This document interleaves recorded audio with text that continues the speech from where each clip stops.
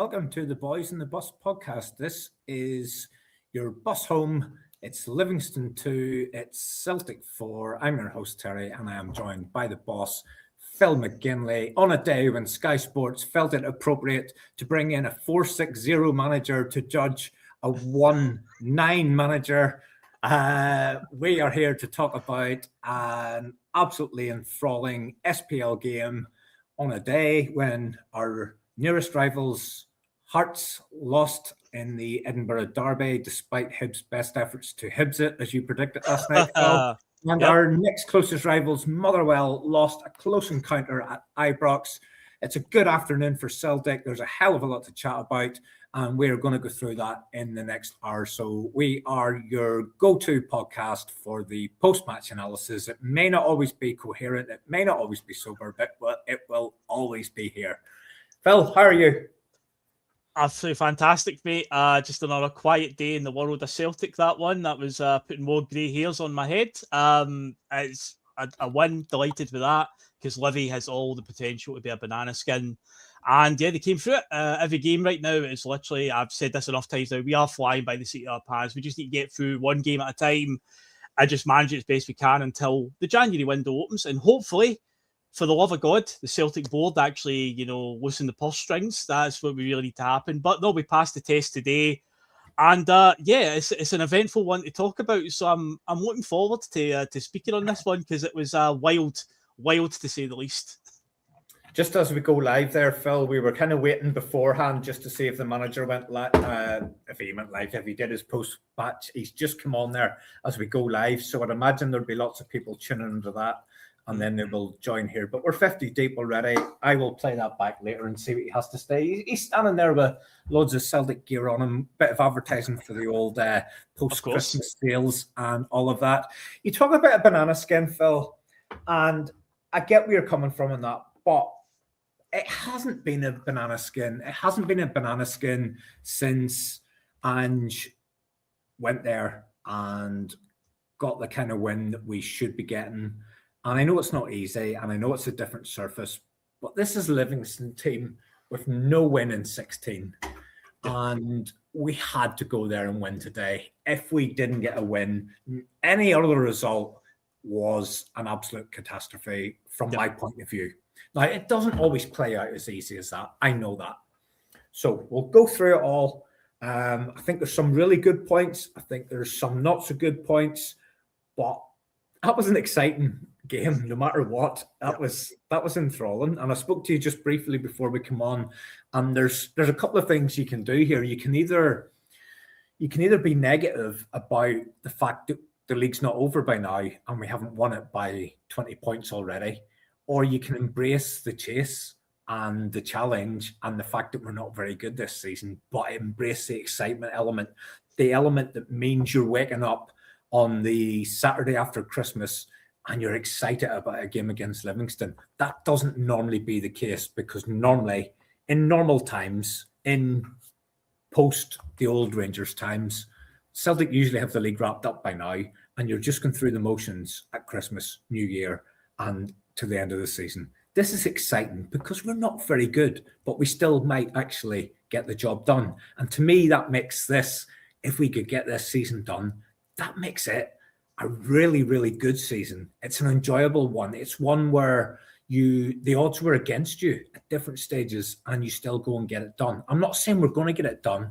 I think it's in the mix. I don't think it's a done deal, as many Celtic fans do, that we won't get it done. But I don't think it's a done deal that we will get it done. And that makes it exciting. And if you're a football fan and you're in the mix and the outcome isn't predetermined, that's a pretty good place to be in terms of looking forward to your matches and all of that. So one thing I just want to cover, Phil, in case I forget. Manager did his press conference on Tuesday, I think it was. Was it Tuesday or Wednesday? I think it was Tuesday. I think I mentioned this last night, because everything's merging into one right now. Yeah. It's Christmas time, but it was Tuesday, I believe he did the presser. He'd done it on Tuesday. Now, he's still on there talking. I look forward to listening to him. But I just want to touch on one thing. See, on Tuesday, that was the first time I have felt any kind of warmth towards him. And I did struggle like I did all the stuff before he came, and I watched all the YouTube stuff, and I did have a bit of feeling for him. But since he came in, his press conferences, obviously the results sway your view, but I find it quite hard to warm to him. I found it quite hard to like him. I was actually thinking at one point, I don't know if I actually do like this guy. I think I might not like him. I think I might dislike him. But I thought his press conference just before Christmas was the first time that he kind of showed a wee bit of personality, and there was a bit of humor in there. And I did actually start to warm to him. And that's not just because of the result today or the result pre-Christmas. I just felt, and it might just be a case of, do you know what? He's just had a real roller coaster couple of weeks. And this was the first time that he's actually had a break, a chance to maybe unpack his suitcase, get his hotel room in order. I believe his family might have come over. There's so many things in there that none of us see. But I felt that presser on Tuesday was the first time that I kind of got to see a wee bit of personality, and I started to feel a little bit of warmth towards him. The humour about, I don't believe in luck, but I haven't had any since I got here. And there's a couple of other wee bits where you're just thinking, yeah, do you know what? There's a little bit of gravitas towards this guy, whereas I wasn't feeling it before. I was cold towards him. I don't know if it's worth making the point about it, but I just felt a little bit of warmth towards him. I feel as if he might just be settling in a little bit. The results will definitely help. I mean, we have to get behind this guy, and I know I was ready to bin him on game 4. I wasn't prepared to bin him after the first 3. I'm now prepared to just sit and wait and see how it plays out.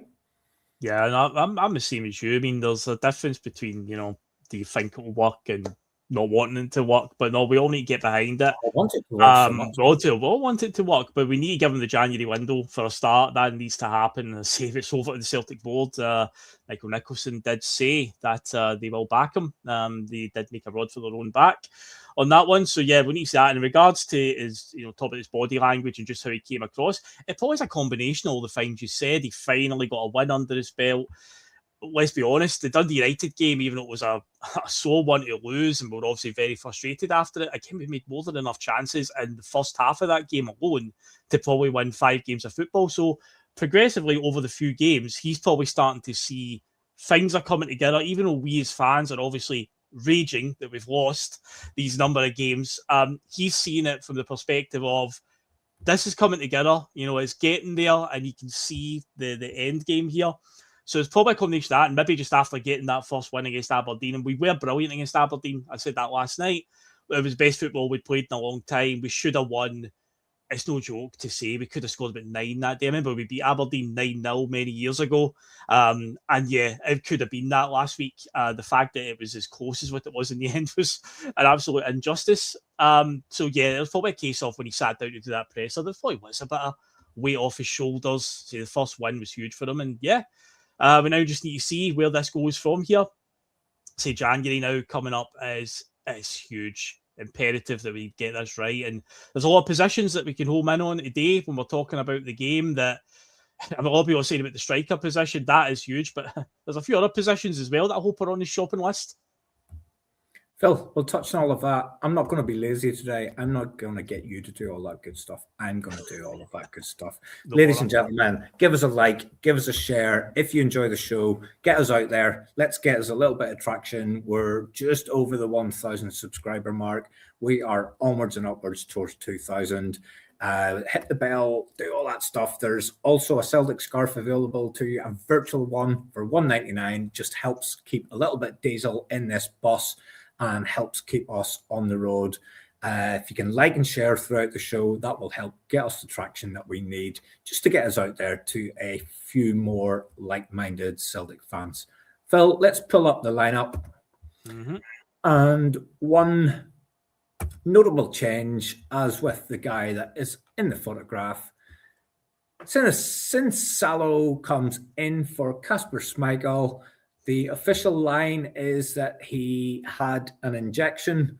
I have got a bit of inside information, and Peter Lowell's subscription to the Manjaro injections has now expired because he's leaving, and Kasper Schmeichel has taken that on. So he's actually started on the Manjaro. So I would expect to see Kasper back in a lot better shape in the next few weeks.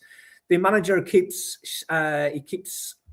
Tony Ralston, Austin Trusty, and Kieran Tierney in. That now seems to be his first choice back three, as much as I cannot see what Ralston adds.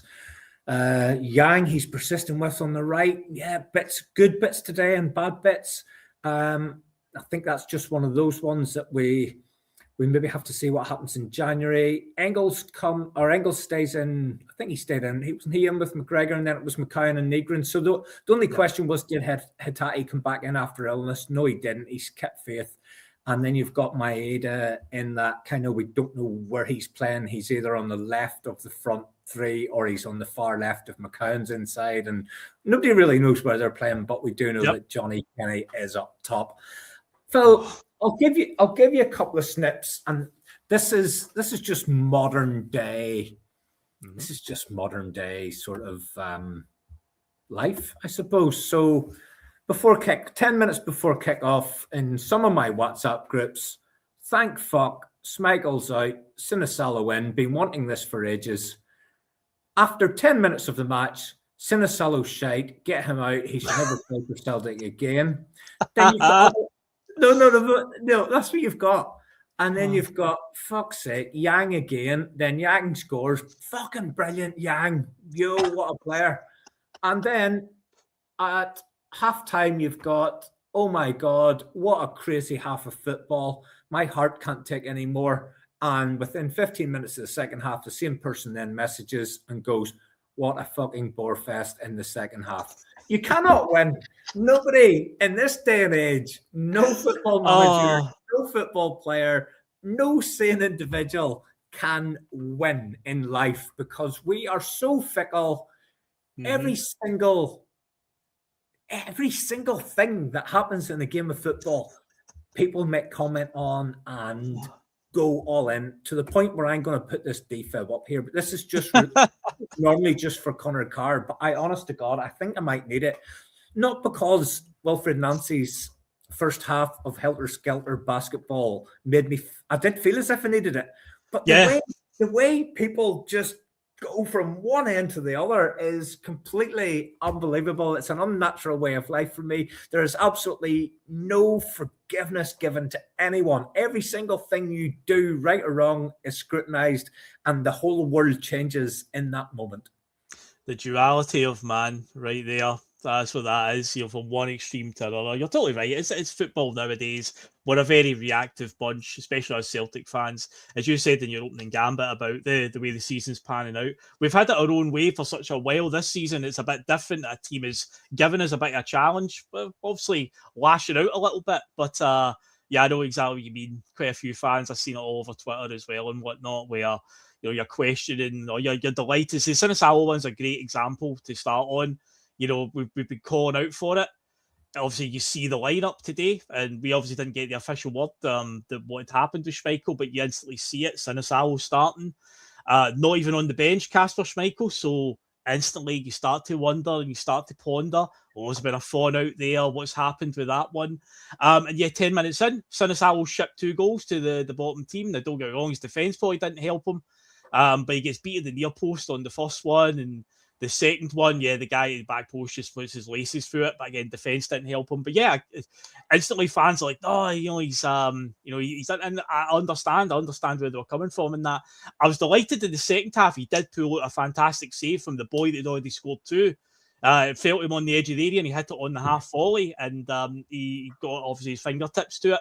Because he needed a big save today. With the way his game had started, we losing 2 goals right away, there was a thought of, he's not really passing the audition here for all the fans that have called out for him to get a run in the team. I was like, he's shipped those 2 goals. Well, I don't want to he did need a big save and he got it. Do you think he's to blame for either? No, I say he was helped by the defence. The first one, he does get beat at his near post, but the guy does smash it full pelt from like 7 yards away. So I guess there's that. But yeah, the defence, I say, are more culpable for it. But again, the way that football fans are programmed, you're going to instantly react to the goalkeeper because he's the last line of defence. There's a lot of focus on him because he hasn't played in so long, and we've been screaming for him to play.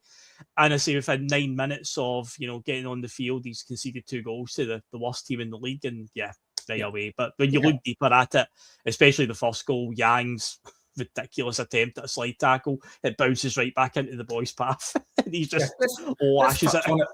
Let's touch on it because I'm one of those that I didn't really expect Sinisalo to come in, and he probably wouldn't have come in unless Casper had started the Managerial.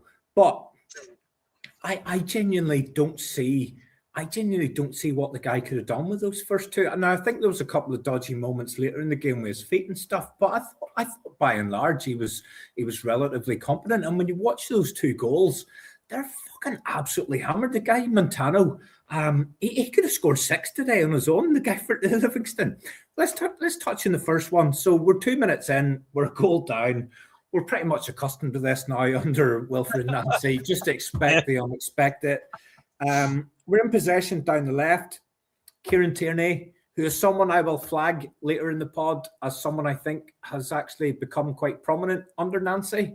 But he plays a ball across the field. Don't know who it's intended for. Livingston get the ball back. Yang is, to quote Brendan Rodgers, weak as piss. And the guy rifles one, and we're 1 down. I think there's 2 errors before that gets anywhere near questioning the goalkeeper. Kieran Tierney's pass across the field is just a fucking blind one. I don't know who he's giving it to. If he's giving it to Yang, it's an absolutely terrible pass. Yang, fucking, as I say, weak as piss. We know he's weak as piss. We know when the going gets tough, he ain't going to be somebody you can rely on. And the guy rifles it. I don't see what Sinisalo could have done about that. I just think it's just symptomatic of this season. You go into a game high hopes. Your team that you're trying to hunt down have just lost a derby match that gives you a chance to pull back 3 points. And within 2 minutes, we're a goal down, and it's our own fault. We've given the ball away. Yeah, another person to highlight as well in that little sequence of play was Tony Ralston, just kind of stepping aside and opening the space up. So Yang goes for a slide tackle and it just bounces back into the boy's path. But yeah, Ralston steps to the side as well and opens it up for the boy instead of trying to close him down. So there was that too. I mean, the ball from Tierney is obviously a terrible pass, right? And from where he's playing it from and what he's trying to do, I don't know who he's looking for, but that's 35 yards from goal. So there's plenty of time for the guys who are back to recover.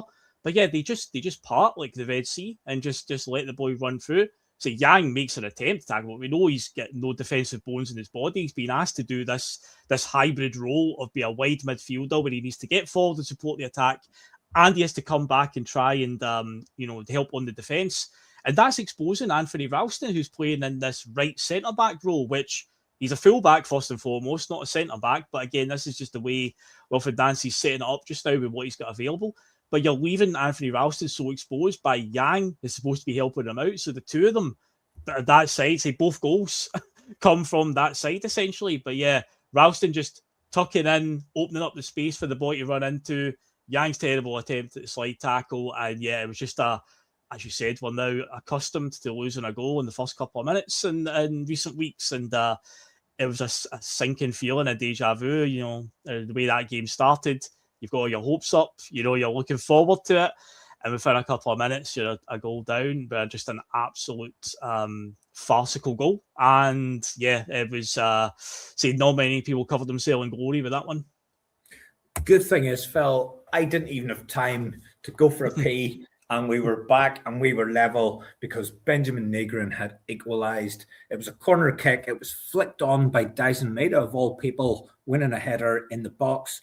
And Benjamin Negrin is in the right place at the right time. This guy has come in for a lot of criticism, Phil, and a lot of it justified. I don't like the constant trying to get the crowd going and all that muck. And you think about all the chances that he's missed. But he gets into the right positions so many times. And his 2 goals today are crucial, and his second goal is absolutely exquisite. And I'm just watching Derek McGuinness doing an interview over the corner of my shoulder, so he'll be complaining about absolutely everything that's gone on in the world today. But Benjamin Negrin, he's what do you call that thing that you love, right? You hate it. What is it? Is it a Marmite player? Marmite. It's Marmite. Marmite's the one. I was getting Marmite and Bovril mixed up. There was the advertisement was Marmite. I think you can do both at the same time. I think he frustrates because you can see the quality that's there, and you see it with that first goal and second. Well, not so much. Well, the first goal is opportunist. The second goal is class. Yeah. And you know that there's a decent player in there. Now there's a lot of frustration and probably that's the reason why he's at Celtic, because if he scored every single time he got into the right position, he wouldn't be with us. He'd be at the top of the EPL, or he'd be in La Liga or Serie A or some of those more exotic leagues than ours. But this guy this season has done probably more than most to try and get us to the position that we're in. I think, I could be wrong now, but I think that probably makes him at least our joint top goal scorer. He is our top goal scorer. Goal scorer. I thought he might have been behind Maida by 2 overall or 1 or something. So I think the 2 goals today maybe takes him to the top. So overall, our whole season, he's our top goal scorer. He's not everyone's cup of tea, and I get that. But he picks up some serious positions, and he was in the right place at the right time to make it 1 each at a very crucial time, because you don't want that to go on too long where you're behind to those guys. Yeah, exactly. It's you just fear it would turn into 10 men behind the ball for the next 86 minutes if we don't get that goal. So I was crucial, absolutely crucial that we just retaliated right away. And of course, in your head, you're like, okay, well, let's take stock here. Let's calm it down. We've had a bad start, but we've recovered really quickly. Let's just get our heads together and collect ourselves. And that lasted all of about 2 minutes or something like that. So yeah, wild few minutes was coming up. For little did we know. So yeah, we're back in it at 1 each after 6 minutes, and on 8 minutes we're then 2-1 behind. My notes just say "fuck me." Again, but the thing about this, Phil, is again it was us in charge of our own destiny. Dyson Maida gives the ball away. He slips. I get he slips, but we've gave the ball away. The ball then comes across, and it's this guy Montano again, and he's just hit a second one. Like in any normal game, and one of the commenters said it there, in any normal game, the first one ends up in Rose Ed, and the second one probably goes close to it. But he's just banged 2 absolute worldies, and you're just going like it's your emotions have just gone all over the place. You haven't even got settled into your seat right. You're 1 down, then you're back at it again within seconds, and then you're back behind again within seconds. And it's very hard not to fast forward another minute when you go 2 each. But what were you thinking when Montano banged in the second after 8 minutes and 3 seconds? I don't know if I can say. I think we'll get cancelled for what I was going to say, how I thought at that point, because honestly, it was just like, honestly, nearly pull my hair out at that stage, because again, you're like, we've done well to get back, we've recovered really quickly there, let's just try and calm it down. But then to instantly just lose a goal, and obviously the defend, and Yang tucks in Ralston, the 2 of them, the boy just sneaks in on the blind side. But again, Ralston, I've talked about how exposed he is. Yang isn't a defensive minded player, so he hasn't got the positional sense. And you see when the boy scores, if you concentrate on Ralston and Yang, the 2 of them are basically pointing at each other and shouting at each other, the blame game essentially. But yeah, the 2 of them go to sleep at the back post, and yeah, you're right. They're probably 9 times out of 10 that would end up in set or whatever. But no, the boy connects well, and yeah, fair play. But yeah, fair point of view, just frustrating. And again, at that point, you just don't know what lies ahead with what we've seen so far in the last 5 weeks, and you've gone 2-1 down inside 8 minutes. You're like, or well, not even 8 minutes, it was less than that. And you're just like, what are we going to see today? Last night, when I asked Liam predictions for the game, And also people in the chat were putting in predictions. I think it was Timmy Bing, one of our regular viewers, put 6-4. And I genuinely went, get out of here, 6-4, not a chance. There was a point today where I was like, this could be something like 6. Like I said, it would be like 7-2 or 7-3 the way things were going at half time. But yeah, it just felt like that. It just like, how can we sustain this for the rest of the season? It's absolutely wild. But at that exact point in time when that second goal went in, I was just like, as you said there, fuck me. Like, what am I watching here? What is this? Amateur hour that I'm seeing in front of me here. But yeah, a wild opening to the game, no doubt about it. I think Phil, there's no doubt there will be an absolutely crazy sort of 6-4, 7-3, 8-4, something. There will be an absolutely stupid score someday. There absolutely will be the way this is going. But within 10 minutes of the referee's first whistle, the match is drawn at 2-2. I don't even know what happened. I can't even describe this goal. I'll let you know what my notes say. Absolute crazy shit down the left. I've no idea what the fuck's gone on, but Yang has scored. Yeah. That's my notes. There was a decent bit of play, but the ball was just fucking whizzing about. Yang was swinging at it. Johnny Kinney was swinging at it. The defenders were swinging at it. The goalkeeper, it was like a FIFA move where the goalkeeper he goes through all the players as if they're absolutely invisible, and he just goes past the ball. It's like he just was here and then he goes out by it, and the ball's in the net. And honest to God, I don't give a shit. Yang scored, and it's brilliant, but it's just absolutely crazy shit. And I've just come from the pub where I was in for opening, and I watched the Edinburgh Derby, and it was crazy because Hibs bossed it. They got 3 up, and you're sitting there thinking, this is a chance for us today to make a bit of. And then Hibs tried to Hibs it, and you've come off that kind of roller coaster. Then I'm banging it up the road, and I have to run in and get the loaf that the wife sent me out for at 5 to 12, just to make sure that I got that. And then straight into the Celtic game, and within 10 minutes, there's 4 goals. Where the hell's your head at after 10 minutes? We were talking about Hibs. I think we were trying to Hibs it as Celtic a comment. Is that a thing now? Because it did feel like we were doing everything in our power to make it hard for ourselves today. It's like both teams, just the 2 attacks they've both had, they've managed to score. But that goal, I'm the same as you. I didn't even know what was happening. I thought Johnny Kenny was doing his best to like defend for Livingston because he was getting in the way. And you're just shouting at the TV like, somebody just shoot, put it in the net. You know, it's just they're obviously like tripping over each other in that 6-yard area. But Yang shows a wee bit of composure to just sort of sidestep the goalie, who's obviously flailing around on the floor, and puts it in the net. And again, it's like, what am I watching here? Like, what is going on? Like, you should be elated that we scored a goal, but the fact that we've already shipped 2 at the other end, you're just like, I don't even know what's going to happen for the remaining 81 minutes of this game. It was a wild few minutes there, and it was just a chance of, right, we need to calm it down. We need somebody on that park to take a bit of control here and just try and calm heads prevail. Regardless, I know there was a few times a commentator pointed out late in the game, Wilfried Nancy was still demanding the players go forward.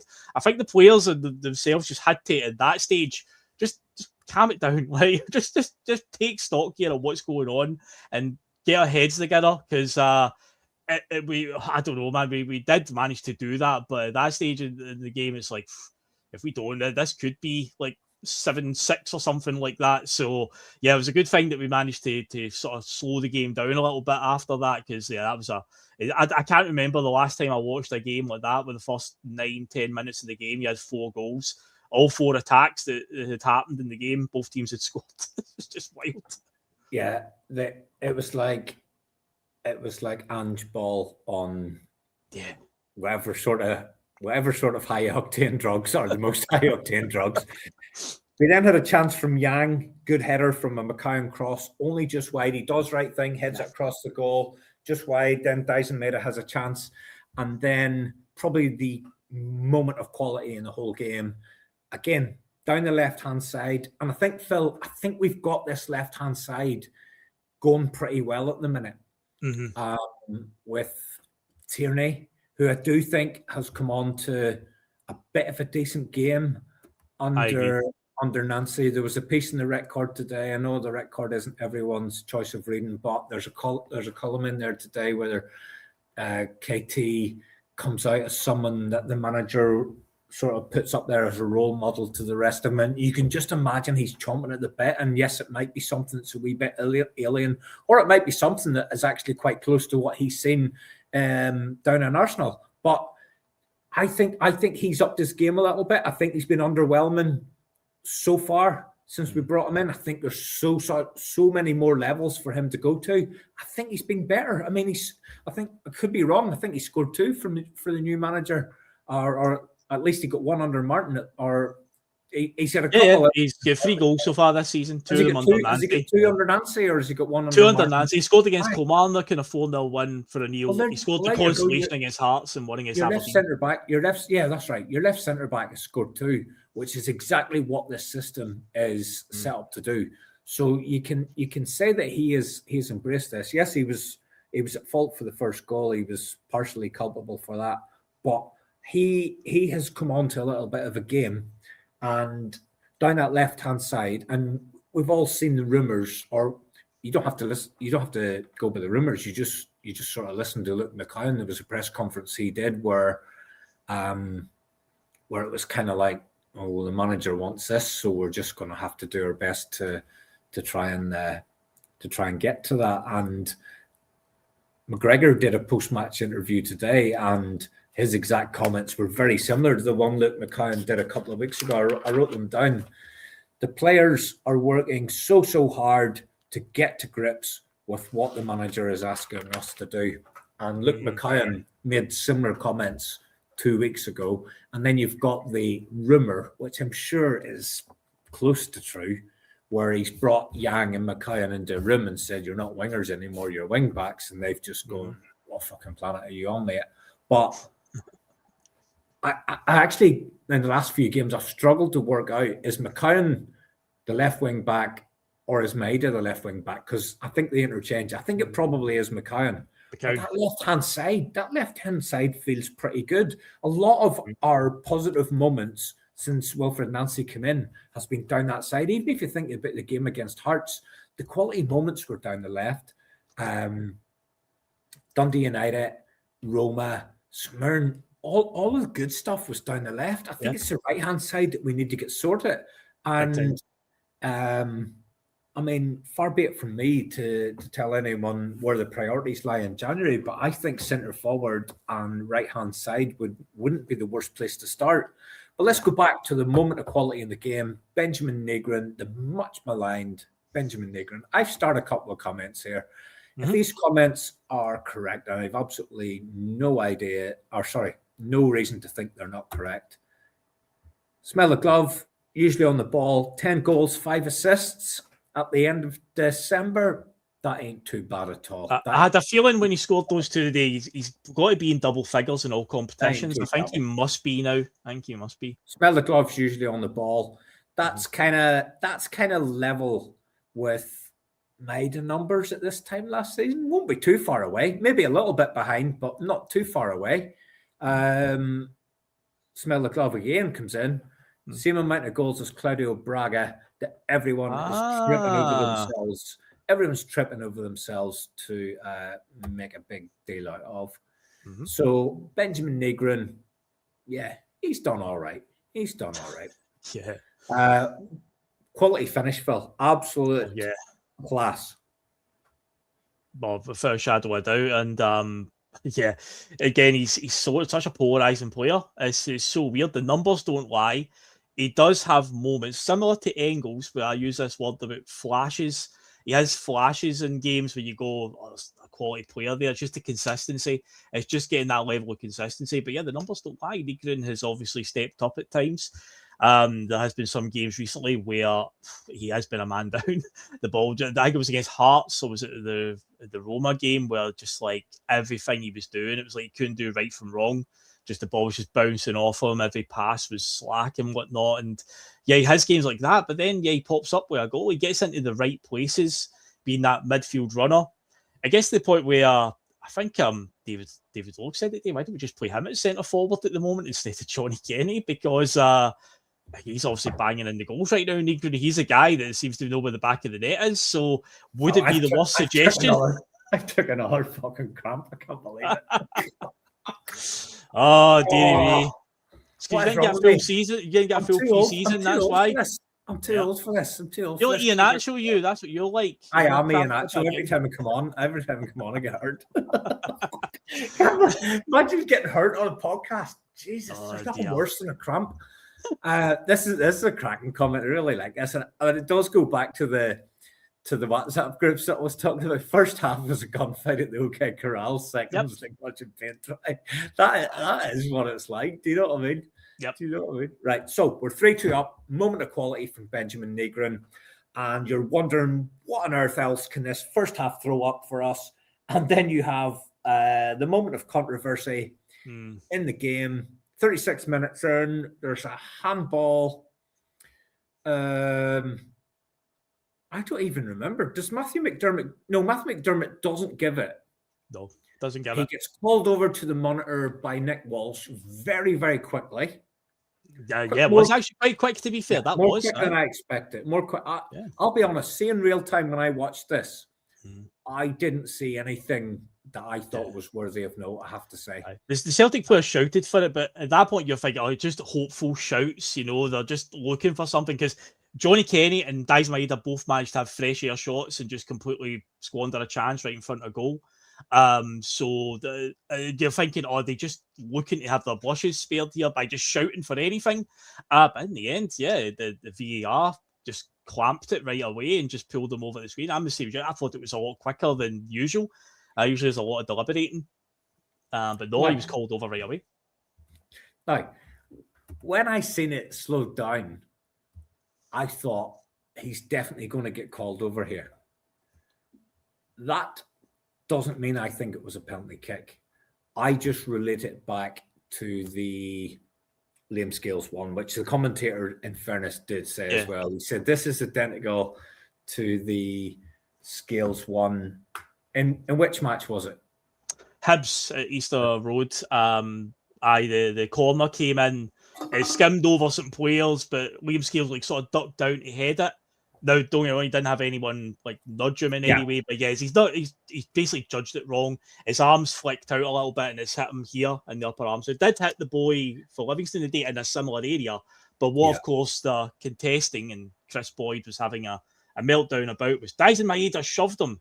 Daizen Maeda's the attacker in that sense. He's got a right to go for the ball. It's not a full-on shove like the way Chris Boyd was dramatising. And James McFadden pulled him up for that and said, come on, Chris, it's not a full-on shove. He's obviously went in, there's been a bit of a nudge there, but come on, man. But see, it's hit his arm in a similar area to which it hit Liam Scales, and consistency, I suppose. So there is a team that wear blue that are always shouting about referees to be consistent, and they like to write statements about it, Terry, so referee being consistent.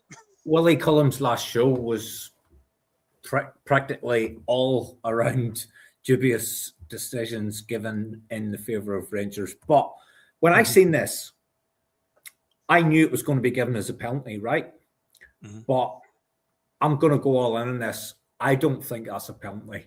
Even if it's just a handball, I don't want that to be a penalty. I know in today's football it is. I don't want that to be a penalty. The guy has not intended to hand it. I do also think there is interference from Maeda, which then adds an extra layer to it. If that's given against me, I'm very, very pissed off, Phil. Now, I know you think it is a penalty, and I agree that when I say it, I expect it to be given. That's just based on precedent in terms of what is a penalty in the SPL. But for me in the game that I love, that's not a penalty kick. Even if there's no interference from Daizen, to me, that's not a penalty. There's so much going on in the box. The ball's fizzing in there. It hits the guy's hand. And then you add in the interference from Daizen, whether you think it's enough or not. I just don't want that to be a penalty in football. Now, I don't want it to be a penalty for Celtic, but I also really don't want it to be a penalty for any other team. And that's just my take on it. I feel quite strongly about that. I don't want a penalty for that, but I don't want any other team to get a penalty for that. And you know what? If other teams are going to get a penalty for it, well, then I'm taking it all day long. That's my thoughts. Yeah, I just think when it comes to the handball rule, the thing that just annoys me the most is it's the sort of shades of grey with it. There should be very much, okay, if it hits the arm. Shades of blue, maybe. shades of blue, perhaps, yes. It should just be a case of if it hits the arm, when it starts going into this whole subjective side of, is it deliberate? Did his arm move towards the ball? Is it tucked in at the side? It's just causing too much divisiveness. It should just be the SFA should come out and just say at the start of the season, this is going to be the rule on handball, but it just feels like it does fluctuate from one to another. There's a comment I've started, by the way, regarding the corners and whatnot from AR here. I dread defending a corner with VAR now. There's a player today that we saw. This happens, it feels like every game. Austin Trusty in attacking corners and in defending corners, the way he's always jostling with players, especially if we're defending a corner, he needs to be careful, because I'm always worried that you see the way he gets, him and the attacker will be throwing each other to the ground before the ball's even being kicked. The referee will give them a telling off. Austin Trusty seems to do this every single game. And again, with VAR being the way it is and how we just talked there, how tedious they can be on rules, I'm dreading, we're defending a corner. It's bad enough that we're terrible at, defending them anyway. But yeah, the ball comes in and Austin Trusty just, shoves somebody to the ground or pulls somebody to the ground. He needs to calm that down a little bit. At times he's been a bit too over-exuberant today. And when it's an attacking corner or a defending corner, it's like, just calm it down, man. Because these referees will nail you for anything, it seems. In the offence or the defence, you mean? Well, yes, of course. The offence or the defence. Oh, yeah. No, I agree with you, Phil. I think one of these referees, probably Dickinson or Beaton, one of them they'll go in there and they'll just say, I know what he's doing and I'm giving it. This is a really good point from Ali. See the penalty that Livingston were denied. Oh, yeah. That was an absolute stonewaller. Like, see, compared to today's penalty, that's a 10 out of 10. Today's was maybe a 5 or 6 out of 10. That one was an absolute 10 out of 10. 10. And that's where I've sympathy with Davy Martindale. And I know he's not everyone's cup of tea. I said in the chat earlier, I have a little bit of admiration for him, the way he's turned his life around. Everybody deserves a second chance. He's managed to actually do something with his life. And he's got himself involved with a team and he's become the manager and he's making young lads' lives better by being a coach. And I get his frustration, because if he sees that one that he wasn't given at Ibrox and then he sees the one that was given against him today, that's very, very hard to reconcile for any manager. Oh, without a doubt, that one from a few weeks ago was actually that's up there as one of the worst that I've seen this season. Talk about handball and contentiousness and whatnot. That one is, I don't see any justification for that one at all. That one, and then I saw a wee bit of Martindale's interview after the game there. He did say that, if that was up the other end today, we wouldn't have got that penalty. Given what he saw happen at Ibrox a few weeks ago, then I think he's got a case. But there needs to be a very definitive black and white ruling on the handballs for me. That's the way I feel with it now, where it does seem to flip-flop from one referee to another. There's a whole thing about if the ball hits an arm and it's came from your own teammate and whatnot, it shouldn't be given as a penalty. But we've seen that happen as well in the last year or so with Don Robertson and John Beaton, between the two of them, giving a penalty at Hearts at Tynecastle against us, where Alistair Johnson headed it off of Iwata's arm and they got a penalty, and it says in the rules that shouldn't be. But so it does feel like, and again, this reeks of, you're going to get Willie Collum comes out his wee show at the end of the month and give the usual, it wasn't a penalty, we'll learn from that, and it's always we'll learn from it and whatnot. So to me, I love that wee show. I wait for it every month. I absolutely love it. It's good that we're getting that transparency now, because we weren't getting that the previous one was like Crawford Allen. But we really comes across as he's a bit of crack. He's got a bit of personality, but when he was referee, you just thought he was an absolute. Oh no, yeah, he was one of my least favourite ones. But he's constantly apologising, isn't he? He's constantly apologising. Yes. He is, by the way. I think that's a true theme. I say that most of his shows are, we'll learn from this and we'll make sure we don't do it again. So it seems to be a running theme with his show.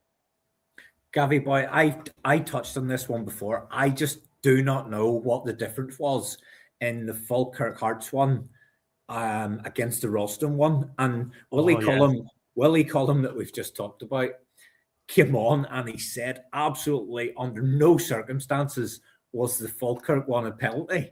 But the month before he came on and said the Ralston one was 100% a penalty. I don't see the difference. I do not see the difference in the Ralston one and the Hearts Falkirk one. I genuinely do not see the difference at all. And that, I suppose that's the frustration that I've got. Davy Martin. Too subjective. It's all too subjective. It really is. So, we're 175 in the chat here. Can everybody give us a wee like, give us a share, get us out there, give us a wee bit of traction, help us get more Celtic fans engaged. A lot of love for Austin Trusty in the chat. He was an immense second half.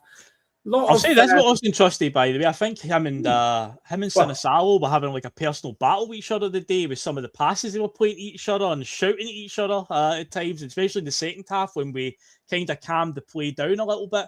There was a few instances where Sinisalo took a while to play it to him. You saw Trusty sort of lay into him after it. Then there was one Trusty played back to Sinisalo. There was a total mess of a pass. And I'm like, he's giving our goalkeeper the most trouble today. The two of them seem to be having some sort of personal battle with each other to just outdo each other with a terrible pass. Most of the chat thinks he was excellent. There's a lot of focus has come on Austin Trusty. And I think it's... I think it's worth a look at, Phil, because before Martin O'Neill came in, Austin Trusty, I know he'd been out for a while, but he was on the bench. And then when Martin O'Neill came in, it became apparent straight away that Martin O'Neill felt he was... I know he'd been injured, but Martin O'Neill felt he needed to get him in as quickly as possible. But what's happened under Wilfried Nancy is Austin Trusty has become the Celtic defence, because people talk about a 3-4-3 and a whatever else. This is a one-man defence. This is a one-man backline, and all our chips are now in on Austin Trusty as that one-man defence, and that's a bit of a scary thought whenever you look at our defence over the last 2, 3, 4, 5 years. I know he's only been there for 2, but if you were thinking who's going to be the main rock in the middle, what centre back could play on his own and cover off all bases, it would be Cameron Carter-Vickers all day long. Yeah, and you wouldn't be going all in on Austin Trusty. Now, maybe the manager doesn't have a choice because Carter-Vickers isn't available. He's very quickly dispensed with Liam Scales, who I think is unfortunate to be out of the team. If I have to go Scales or Ralston as who's the more reliable, I'm going Scales. Now I know Ralston gives the balance on the right hand side, and that's maybe the deciding factor. But I think Scales sitting out and watching Anthony Ralston play, I think that's pretty hard to stomach. But again, you've got to then position that against Kieran Tierney's performances have been really, really good since Nancy came in. I'm absolutely chomping at the bit to see this team with Sriracha and Alistair Johnson. To me, that just takes us to a whole different level. But agreed. We'll pause that for a second, because that then comes into the transfer chat that we've got on my agenda that I've got over the top of the laptop here. Can I just throw something in about the Scales thing you mentioned? I think the issue by Scales has been moved aside as we were playing a few games there with 3 left-sided centre-backs. They're all left-footed, and I think just for balance, I think he's got to get a right-side one in there. But that then brings up the question: Jemai Simpson-Pusey is right-footed. Why is he being again frozen out by the third manager? I'm not going there anymore. I'm done talking about him. I know, mate. It's wild when you think about it, because Ralston's had... There's been many comments today on Ralston's performance, and I agree with a lot of them, to be fair. But Scales, Tierney, and Trusty's, I think, I agree with his performances have been pretty good under the new manager. I think they were good under Martin O'Neill. Tierney, agree, he's came on. So they two are obviously playing well. Scales has just been the fall guy, just on the fact that playing with 3 left-sided players when you're wanting to move the ball out of defence, because just like majority of managers nowadays, Wilfried Nancy wants to play out from the back. You're going to need somebody that's right-footed to move it up that right-hand side. And it's no surprise, as you said earlier on, our left-hand side seems to be pretty good, because 2 of our defenders who start the play are left-sided, so they're moving it up the left side. Then the right side has to begin with Anthony Ralston, who isn't particularly good, and he's got Yang in front of him who also isn't particularly good. So that's definitely a glaring issue. But I think that's the reason why Scales has been the fall guy here, because he needs to get a right footer in there. He's got to. I totally think you're right. The Simpson Pusey one, I mean, I'll die on my sword. I just cannot believe that he isn't good enough to play for Celtic. So let's turn it round. Let's say Anthony Ralston goes to Man City. Is there a world ever where he gets to play 5 or 6 games for Man City's first team? I just don't get it. But listen, I must be wrong, Phil, because I thought Brendan Rodgers had lost the plot. I don't think Martin O'Neill lost the plot, although he was a wee bit crazy when he was there. This is now 3 managers, and none of them have fancied this guy. So I am going to have to draw the line. I'm just a guy on a podcast who felt this guy should be better than the likes of Anthony Ralston, and he obviously isn't. They're seeing this. They're seeing this every day. He must not be showing the desired, I don't know, attitude, attributes, whatever. He can't be showing it. There's 3. All 3 haven't picked him. Martin did for 1 game. The rest, he never got a look in. And there absolutely has to be a reason for that. Now, the other side of that is there absolutely has to be a reason why Pep Guardiola picked him for Man City's first team and played him in the Champions League. But whatever's happened when he's came to Celtic, whatever's happened, he ain't getting a look in. Now, there's chat that Man City have absolutely no intention to recall him. Again, that could open up a conversation. Why do they not want him back? Is he a pain in the arse? They're just glad to get rid of him. I don't know. I just look at that 3-man back line, and he's a centre back who can play right back, and it just feels like the absolute perfect fit. But I ain't going there anymore. I'm done talking about him. If he comes in and he does well, I'm going to go, I told you. But I'm done wasting time on him. So, Phil, believe it or not, we're 52 minutes in, and we're just at half time. We're 4-2 up. Second half has been described as a damp squib. In comparison to the first half, it was. Livy hit the bar early on. Celtic had a 3-on-2 with Luke McCowan. He plays in Yang on the left. I thought he should have went to the right. Livingston had a big chance on 67.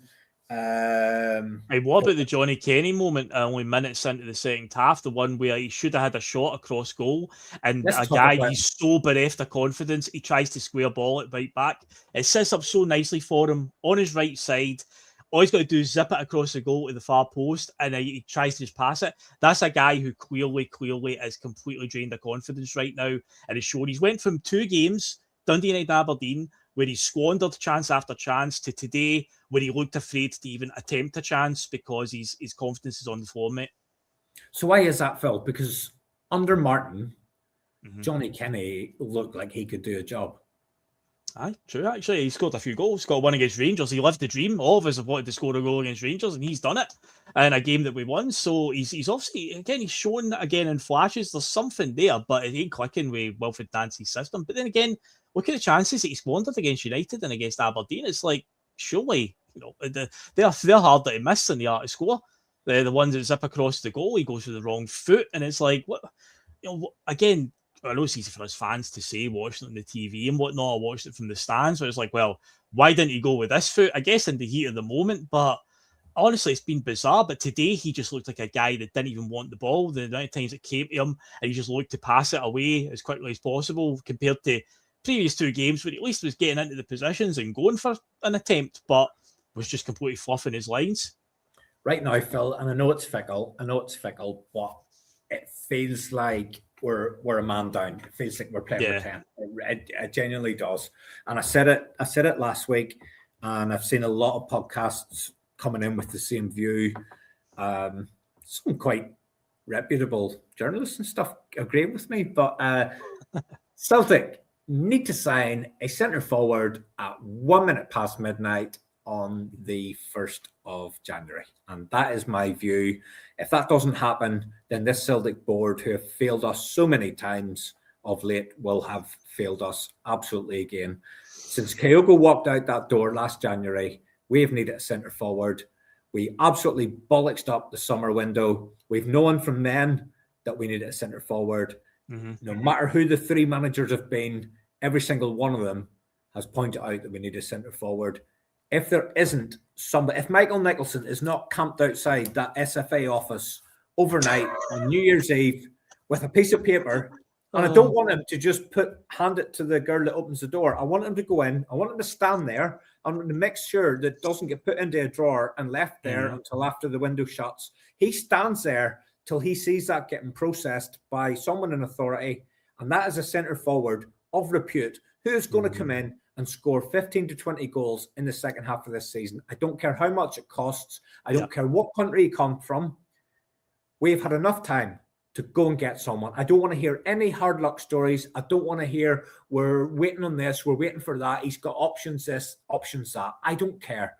I don't care. The window is shut in name. You can negotiate deals. You can have someone ready to go. If he's from the MLS, brilliant. If he's from Sweden, wherever. If we have got someone who is going to score 15 to 20 in the second half of the season, get him in the door. Now, I watched your show from last night, and you were talking about a guy we're linked with from Sweden, and he's scoring goals. Sounds all right. I just want somebody, and I know there's no guarantees. I want somebody where there's very, very little risk, and he's going to come in, and he knows the Nancy system, and he will hit the ground running, and he will smash in the goals that are going to win us the league. That's what I want. And if that costs 15, Phil, it has to be fucking done. I know that sounds crazy. I know it sounds crazy. Whatever it takes to get this league won, to me, all other positions can some of them can wait. Centre forward can't wait. Centre forward is a 1 minute past midnight on the 1st of January. I don't see any other outcome that's acceptable. It doesn't sound crazy at all. It sounds like common sense from our point of view, but it does sound crazy to those who run the club because, again, their track record shows that can we really trust them? We can all see what needs to be done. You'd imagine that the manager does as well. And we've got to we have to be proactive. We have to be getting a striker in right away. Oh, there he is, and of course the man himself, Michael Nicholson, did. I said once you get into January, there'll be a dagger in that back there. Yes, there will. But hey, remember the video before the Dundee United game that came out earlier in the day about they're going to back their man? And of course, Michael Nicholson did use the word he's excited about this project. And they're like, wait a minute, whoa, Celtic ain't no project. But that's another thing.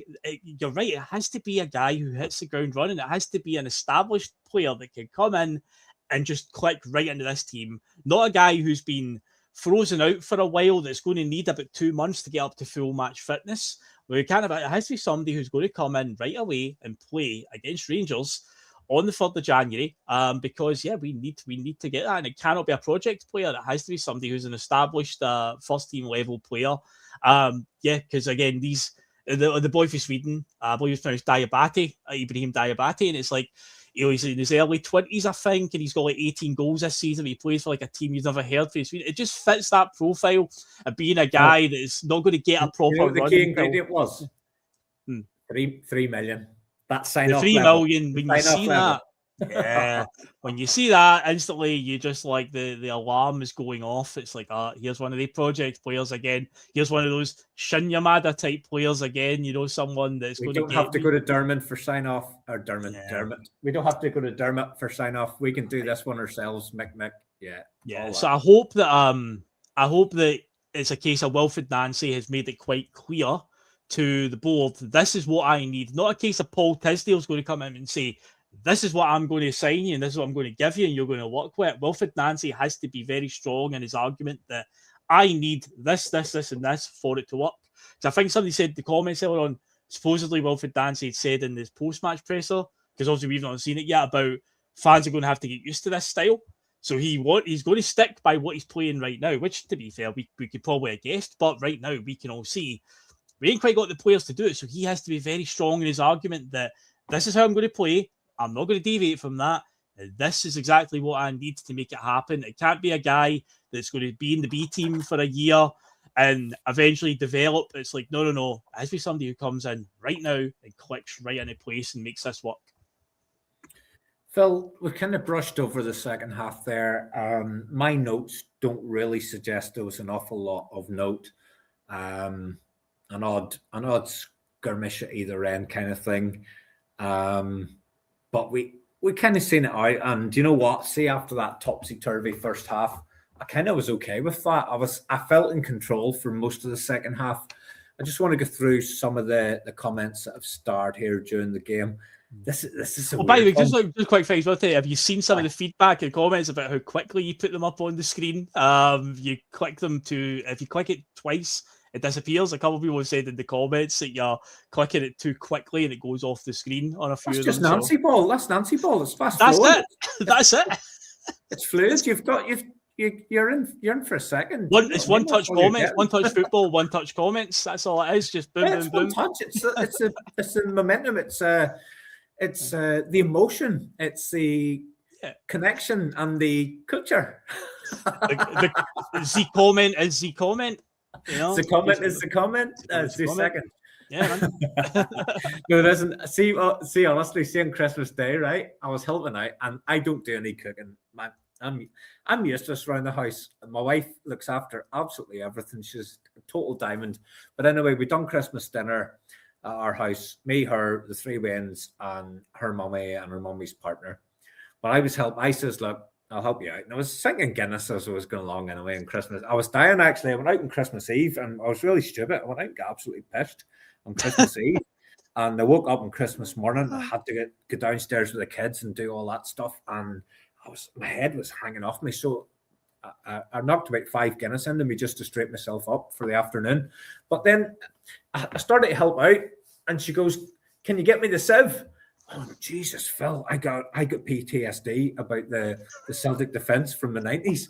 She goes, pass me a sieve. And I just froze. And I started to shake. And she goes, what's wrong with you? You all right? And I started frothing at the mouth and everything. She goes, are you having a fit? I says, oh, Jesus. What the sieve?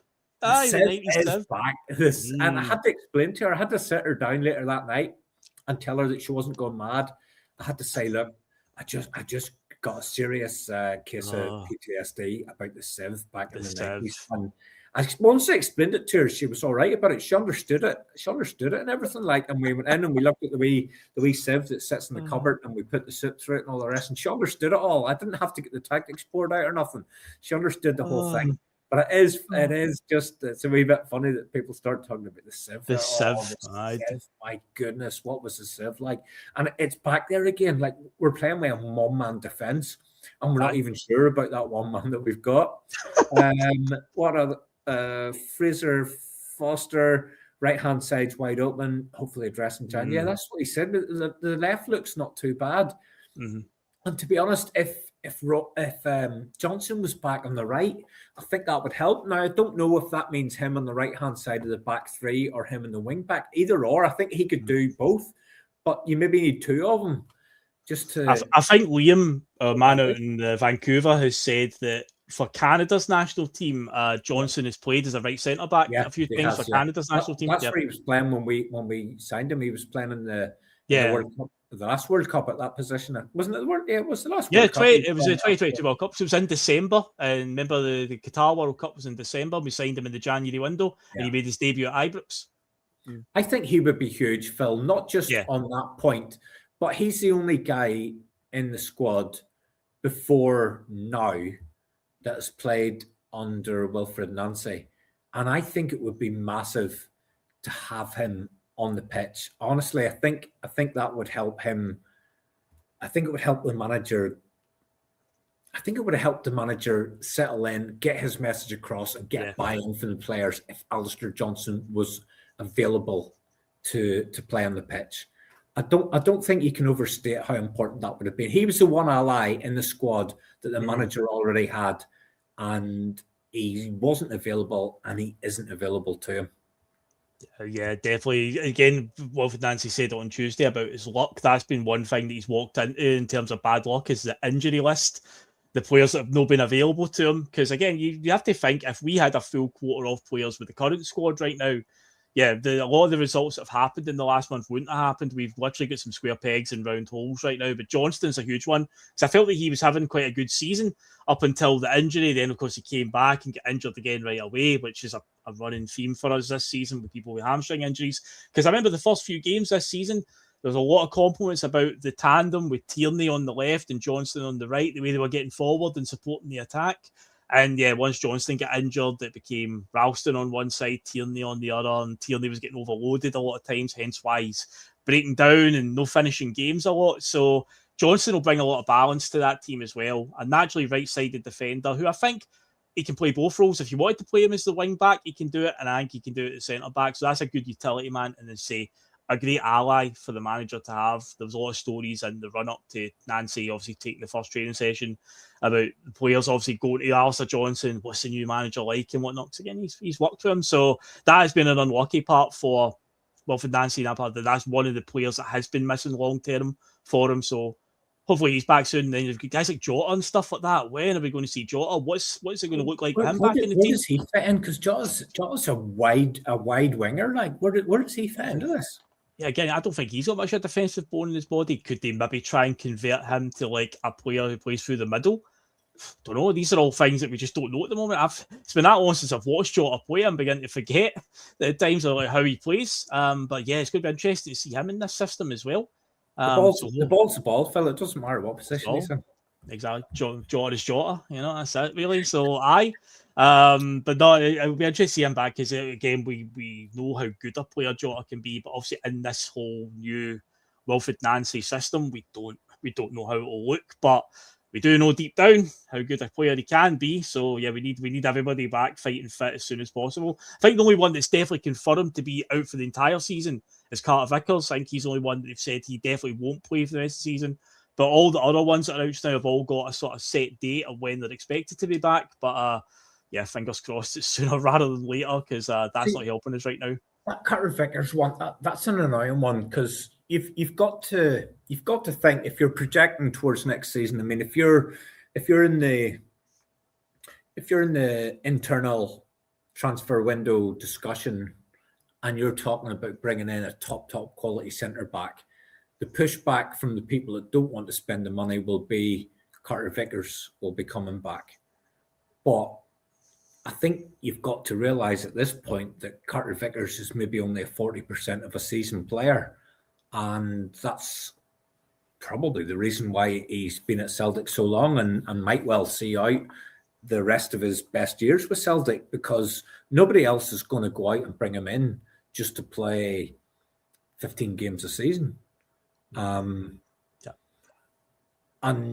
I'd love him to have been there because I think he is that centre back rock, that one that you could put there on his own and just go, he's good enough to do that all on his own.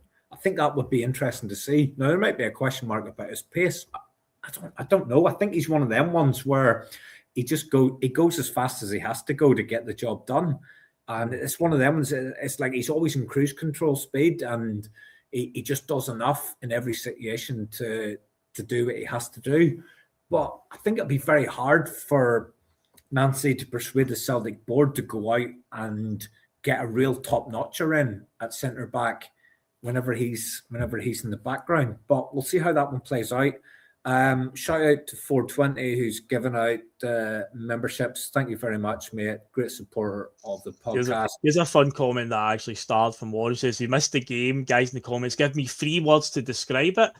The only 3 words I could say is chaotic first half. That's all you need to know. Second half was a damp squad essentially, but we controlled the game in the second half for the most part, and yeah, we got it done. But yeah, if you'd seen the first half and then saw the final score, you'd be like, what the hell happened to the second half for it to end the way it did? But yeah, the second half was pretty much just controlled by chaotic first half is the best way I would describe it with 3 words.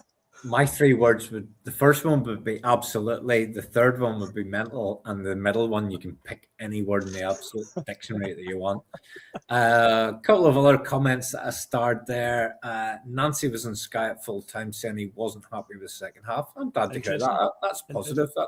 The commentator highlighted a few times when we were obviously 4-2 up late on in the game. The players were sort of doing the sort of sideways passing, controlling it. He was like running out his touchline area, basically urging them to get forward. He wanted more 4-2 and whatnot. And I don't know if the players took it upon themselves to kind of try and manage the game a little bit, maybe. But the commentator did highlight that he was jumping up and down on the sidelines, like telling them, no, keep going forward. I want more here. So. Yeah. So Phil, that's an interesting thing. We'll touch on it for a couple of minutes. I know we don't want to go too much longer, but we've 172 people in the live. Give us a like, give us a share, help get us out there. But that's an interesting one, Phil, because after a couple of games, I asked the question on the post-match, is there a possibility that this guy is just completely way out there in terms of what he's asking the guys to do? And it's just totally alien to them. And the point that you've made there, he was bouncing something down the sideline, wanting all-out attack when you're 4-2 up in a game that's been helter-skelter, a slobber-nupper, for want of a better word. Yeah, that's that, yeah. And is there a chance in the last couple of games, and we've seen Callum McGregor get the guys together on the pitch at different stages, is there a chance that the players have taken this into their own hands a little bit and said, fuck this guy, he's nuts, he'll be gone soon, we still have to be here and we want to win the league, this is what we're going to do? I'm not saying that's the case, I'm just asking the question, is there any possibility at all that the guys have just said, this guy's off his fucking rocker, Michael Nicholson, you have a couple of weeks to get rid of him, we'll steady the ship, I'll sort it out, Cal McGregor, me and KT and Casper and the experienced guys, we'll get the next few games, just get him to fuck. Is there a chance that that's happened? I don't think it would be as strong as that, but it wouldn't surprise me if there is a wee bit of confidence from the players. Interesting though, an interesting point that you do make that. I remember the run-up to Wilfried Nancy being appointed. Obviously, you consume whatever media you can on him just to get a background on him. Same when Ange obviously came in, you're jumping all over YouTube watching all sorts of clips to get a background on him. And there was a thing on TalkSport where, well, I say it was like Andy Goldstein show, whatever. They were out in the USA doing it, and they were speaking to former West Ham midfielder Nigel Reo-Coker, who now works for American TV for like their MLS coverage. And they asked about Wilfried Nancy and whatnot, and he said about, like he thinks he'll do all right because he's obviously a European coach essentially. And the thing that made him different to a lot of the coaches in American, not just the MLS, but just American sport in general, is American coaches are very much all about the athletic side of things. They want players who are just athletes and machines and lack that little bit of game management and intelligence when it comes to seeing a game out and whatnot. He says that's where a lot of the American teams and the MLS fall down. The inability to see a game out. Like today, what we saw, where sometimes the players just have to take it. And Wilfried Nancy is demanding more, but see, maybe the players are just like, the way things have been going today, we need to calm it down a little bit. And maybe there wasn't. I don't think it'll be as strong as, we want him out and whatnot. I don't think that's the case. I mean, I said it last night to Liam, the celebrations for the 2 goals against Aberdeen, that looked very much like a team that were all in on this and were, delighted. There wasn't sometimes you could sense it, a wee bit of a broken dressing room, but no, those players were delighted last week with those goals against Aberdeen. And they at the end of the day, they don't want to have it on their CV that they lost a league title to Hearts. It's bad enough if we lose a league title to Rangers, but Hearts, if we lose to them, you don't want that on your CV as a Celtic player.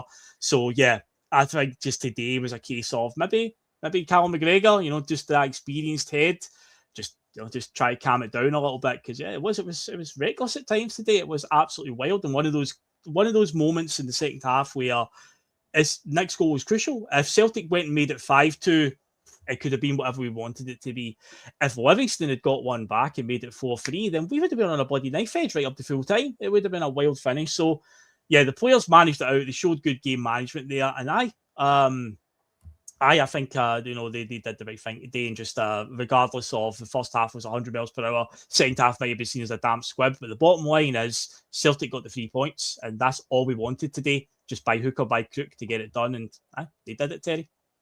The chat are calling out that our resident Hearts fan, Shankland, hasn't appeared today, which is a little bit strange. Shankland, I hope you've had a good Christmas and you'll join us again in the relative. Well, we are playing Hearts at the end of January, so I don't know. We'll see how that goes when it comes along. He might appear after that, or he might stay hidden. Who knows? It's all a mystery right now. Let's just look ahead, Phil. You've talked about the games that are coming up. I made this like in looking at the next 5 sort of thing, but then we moved into critical mode, and then it became a game by game basis. I think we can look ahead. We can look ahead to the next 2. I think that's definitely not a stretch. Given that there's 2 in the next week, I think it's okay to look ahead to the next 2 matches. And the next one is on Tuesday evening against Motherwell. I will be here. I will be joining you from Dublin. I'm going down there. I'm going down there for New Year's. Hopefully, be down on Monday night, and I'll be on on Tuesday night with someone from the podcast. Can't believe I can't guarantee that I'll be completely sober, but I will be. I'll be there anyway. But that's a big game, Phil. Motherwell, Motherwell away. I know they lost today. They've had a really, really good season so far. Seems that the new manager has made a really positive impact on them. That's going to be a lot more difficult than today. And if we give them the same kind of opportunities that we give Livingston today, I think Livingston had 13 attempts on goals, something like that. If we give Motherwell that, they're going to score 3 or 4, which means we have to score 5 or 6 to win the game. Now, I'm not saying we won't get that the way we're playing, but you have to put it into context. We were playing the worst team in the SPL today. And Motherwell are one of the better teams in the SPL. This is going to be a very, very difficult game during the week. I will take absolutely any result that results in us getting 3 points. Oh, God, yeah. At this stage, again, we just need to keep on finding a way through every game. Right now, in Motherwell, I think they lost the day. It was their first defeat in 12 games or something like that. So they've been on a really good run. They have indeed been, they've been doing really well. And it's always a tough place to go for Park. We've had some clangers there in the past. So, yeah, we'll need to find a way to make it work on Tuesday. That one, out of the 2 games that were coming up today, and obviously that, like, this one did have the potential to be banana skin just because of, historical results against Livy. But you're right, what you said early on in the show. We haven't had too much problems at Livingston for a while now, but Motherwell, say, the way they've been playing, they're a bit more of a footballing team rather than, as Liam always likes to say, agricultural football, which is a team you'd probably class Livingston as. So, we're going to have to play better because they have got players that probably can punish us on Tuesday night. So, yeah, we'll need to. It goes without saying we've got to sharpen up at the back, but the manager's made it clear that this is going to be the norm now. But we have to. The old expression, obviously, when in doubt, boot it out. Essentially, clear your lines. At times some players just need to take the initiative and just just get the ball as far away from our goal as they can at times, because how many times do you see us invite pressure on ourselves? It's nothing to do with the opposition played really well in that passage of play. It's we did something stupid to invite pressure on us. So we need to start ironing out the problems, because obviously the game against Motherwell, obviously they've got the ability to punish us. And obviously there's a game against Rangers coming up next week, and regardless of what you may think about them this season, hey, last March we all went into that game. How many points in front? Barry Ferguson's Rangers, and they beat us 3-2 at Celtic Park. So it's like you can't rule anything out at all. So we have to be at our best over the next 2 games, and then of course the January window will be open, and then it's a case of we've got a week gap between games. It's Rangers to Dundee United. It's a week apart. That gives you an opportunity to hopefully get some early business done in the January window. But again, keep coming back to the same point. It's the Celtic board we're relying on here. How can we predict it at this stage? It's the point I keep making, Phil. You're relying on the guys that got you into this mess to get you out of this mess, and it just doesn't make any sense at all. I'll be honest, I haven't even started thinking about the Rangers game. All I've been thinking about since full time is Motherwell, And how do we go to Fir Park and negotiate that game and get 3 points? And it's very difficult to see how it plays out. It certainly doesn't play out without pain and anxiety and nervousness. They're all going to be on the agenda. Can we get it done? Yeah, we probably can. But one thing I can tell you, Smelly Glove, I'll not be anywhere near Temple Bar. I ain't paying 20 quid for no pint of Guinness. I've got my own wee local. I'll be paying €5 and that'll be it for a top quality Guinness. And I'll have 6 or 7 and then I'll go back to the house and I'll come on and start giving Phil or Liam or whoever it is a wee bit of abuse. But no €20 pints for me. I've heard many a horror story about the Temple Bar and the prices. I've never been to Dublin. I don't get why anyone would I don't get why anyone would just go into somewhere and pay 20 quid for a pint of Guinness. Like, I'm sure it's a lovely pint of Guinness, but not for me.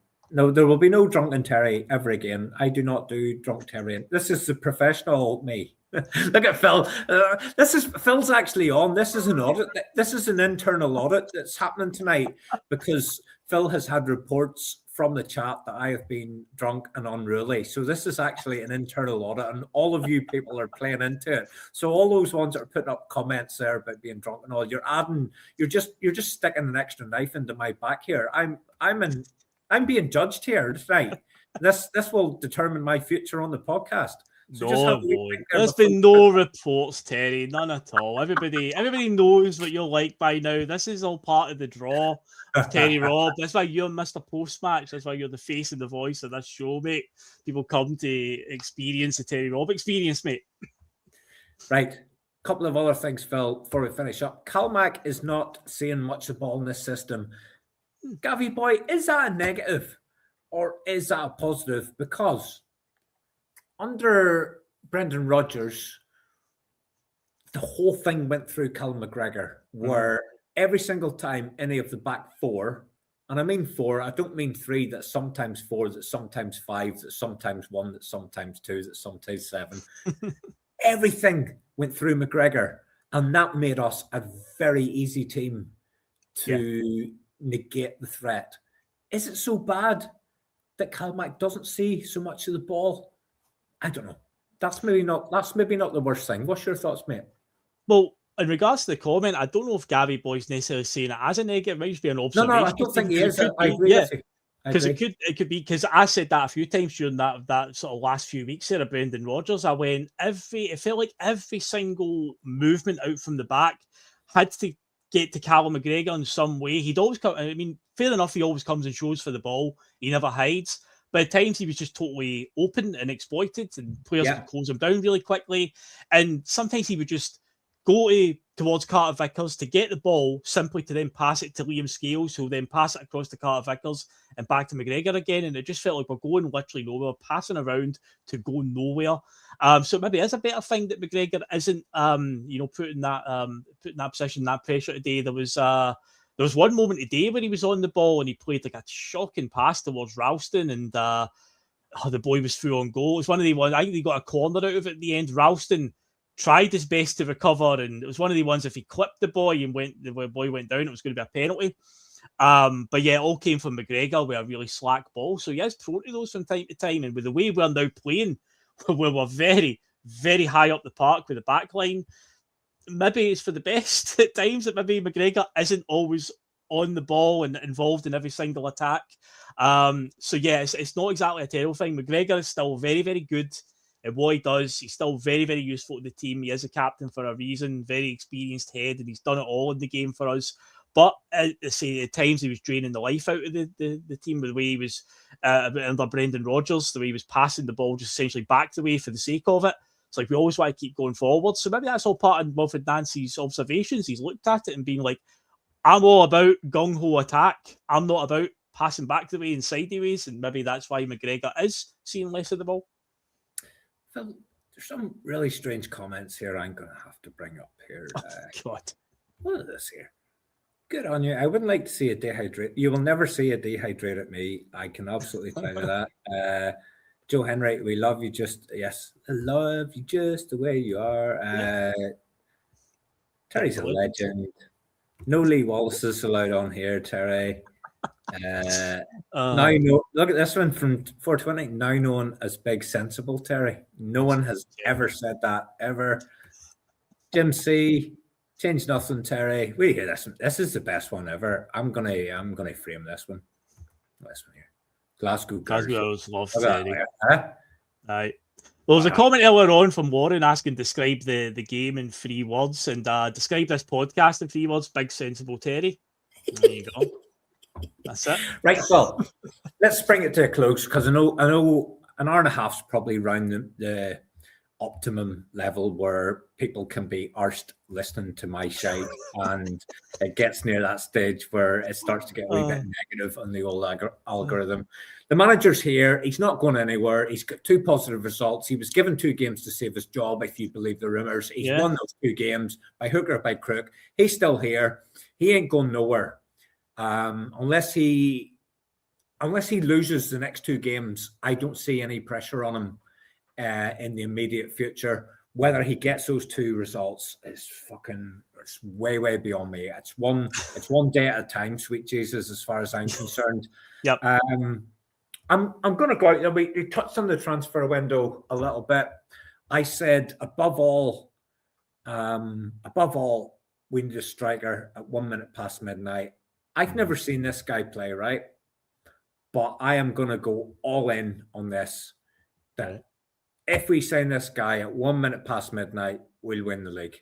I've never seen him. I just get a gut feel on my research, on all that kind of jazz. This guy knows the system. This guy is proven in this system. If we sign him at 1 minute past midnight on the 1st of January, Michael Nicholson in his sleeping bag, and he stands there and he makes sure it's all signed and sealed. He doesn't let it go in a drawer. If we sign this guy, even if we don't sign anybody else, I think that gets it done. I'm going out on a limb. I'm just going to go all in there on this one.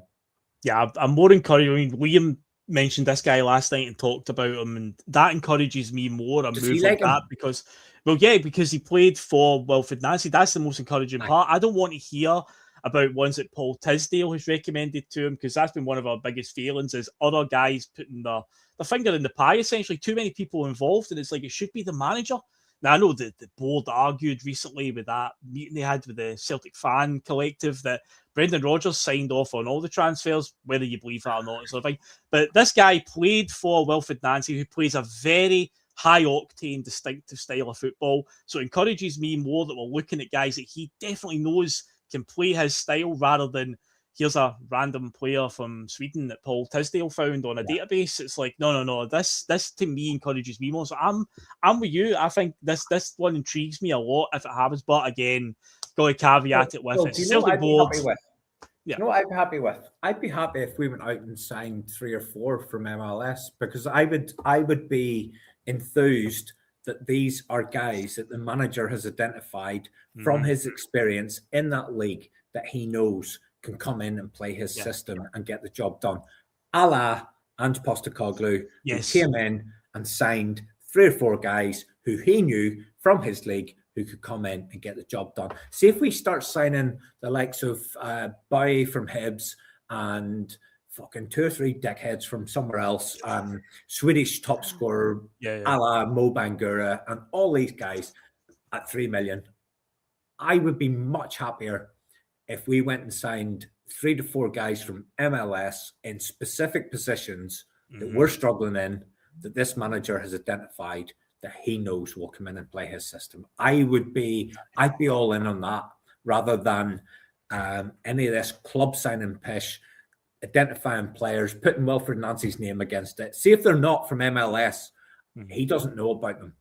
If they are from MLS, and I don't give a shit about whether people think MLS is weaker or stronger, if he's signing guys from there that he knows of, and he knows his system, and he thinks they'll fit into the system, then I'm all in on that. 3 or 4 from there, and that would do me. I think so. I agree completely with that one. Again, it's more encouraging when you know that the manager has a background on him. He's only really managed in the MLS. We have in Montreal and so it's the only market he knows. And he's got to have watched opposition players as well, where he's thought, this boy's good, this guy could do a job. Because he's always been thinking about his next move. He wanted to come to Europe at some point. So yeah, it's a case of if it's players of that ilk, then yeah, I will be quite excited about that. Not some, I say a Paul Tisdale one. It's a club signing, even though the club deny that they're such a thing. They clearly are. But yeah, I would be encouraged to see those level of players coming in, like a Diego Rossi, somebody that the manager has worked with in the past, definitely. Yeah. Phil, you touched on Tisdale there. Pure speculation. Is he still on his holiday? Is he still always sunning himself somewhere? Going to touch on. There's rumours in holiday, which would be very strange at this time of year when the market's about to open and all that. But there's also a rumour that he's been attacked after a game and shit like that. I don't know where he's at, but I want to see what value this guy's adding to the club. And if he's not adding any value, then he has to move on at some point. Yeah, well, the other week, obviously, it was very touch and go with the talk about Wilfried Nancy after he lost that Dundee United game. Because yeah, if Nancy goes, Tisdale goes. Yeah, he'd have to go as well. But obviously, as you said there, if you believe the rumours, he had 2 games to save his job. He's won the 2 games, and now it's over to this transfer window. If the summer transfer window is anything to go by, with Tisdale being overseeing that, then. Well, that's why we're also not encouraged by it. That's why we're all talking in such a manner where it's like, this is what we know we need, but look at who's going to be in charge of getting it. So we're worried about it. But yeah, again, if there's ever a time to turn that around and deliver, it has to be now. That's why I would much rather the manager has control. If this whole idea of directors of football and transfer committees and whatnot, it's like, it should just be the manager. This is what he wants, and he deals with all that. But just modern football, just the way it's all these tasks are all broken up now, Terry, to people who want to be the manager but aren't the manager. It's just too many opinions flying around. It should be one guy's opinion that matters the most, which is Wilfried Nancy's. Okay, Phil, thank you so much for joining me. Thank you to every single person that's been joining us live in the last hour and a half. Thank you to everyone who joins us retrospectively and listens back to me talking pish. I'm going to leave with a couple of things. Celtic have won today. Hearts have lost. We are within 3 points with a game in hand. The goal difference has been reduced a little bit. We're still in there. We're still fighting. We've had an absolute shit show of a season. We're still within touch and distance. Do not rule us out just yet. I want to leave with one comment that came in about an hour ago, and I liked it, and I think it just sums up how I'm feeling right now. It's from Pope Leo. Today was graceful to watch my club come together with the fans as well. We have missed that. Celtic is always stronger, not divided. It was a roller coaster of a day, Pope Leo, but when you go through all those emotions and you go through them as a Celtic fan, and then you get to share a conversation with like-minded Celtic fans, then it all feels good and it all feels worthwhile. And do you know what? No matter what happens, supporting Celtic will never be a bad thing. Thank you to everyone who has joined us today. Thank you, Phil, for joining me. We'll move on to Motherwell. We will do whatever we have to do to negotiate that. Phil, hit that button and take us out. Thank you, everyone. Goodbye. Right. See you later, guys. Cheers.